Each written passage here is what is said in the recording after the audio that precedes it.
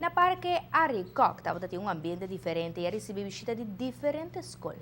A escola de mais grande estava o Colégio Urbano, que apresentava com mais de 400 alunos. Esse aqui estava um dia informativo para tudo que estava presente. Tem uma exposição que está pondo clapa com informação para mostrar por conhecer nos flora e fauna.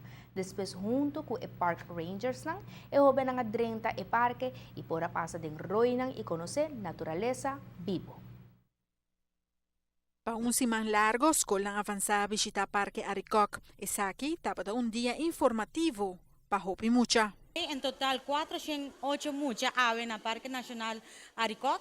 Nanta haya 1 hora camina nanta pasa de exposición y 1 hora nanta cana un roi pa experiencia kiko kermen cana de un roi con nanting kumira na rons y nanta yung tiki explicación de subsuela e também de flora e fauna. El representante del Departamento de Cultura está contento y te mira el resultado mirando el interés que mucha nanta duna para información. Nós estamos muito contentes com o resultado. É muito mas é um grupo grande sim, mas tem sempre tem grupo que está muito interessado e a net cena nos que capta na atenção para não também para virar embaixador de zona que vai proteger e traspassar conhecimento que na haya ave aqui não.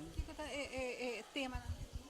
A exposição tá nós está expondo 4 roi, qual tá roi Juditi, roi Spierto, roi Drumideira e roi Barbacoa e por último roi Tambu.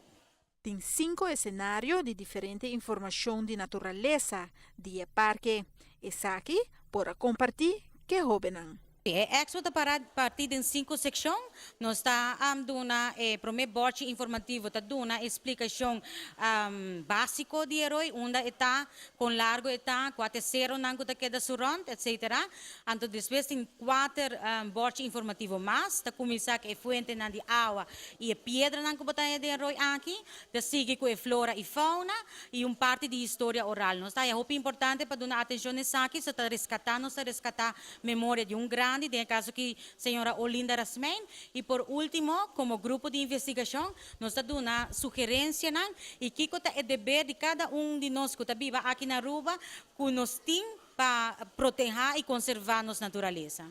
Para a TV Canal G5, Amita Farabukhout. A Expo está abrindo até dia 26 de abril, de 8 horas da manhã até 4 da tarde. A comunidade de Aruba está invitada para vir com a família para assim passar 2 dias junto da natureza. Fundação Investigação Rescate, lo educar a comunidade de Aruba e nós mostramos a importância de Aruba, sua natureza e isso aqui está muito importante na vida diária de nós tour. Parque Aricok está muito contente com a Expo e espera que durante o dia de festa, por aí visita na parque.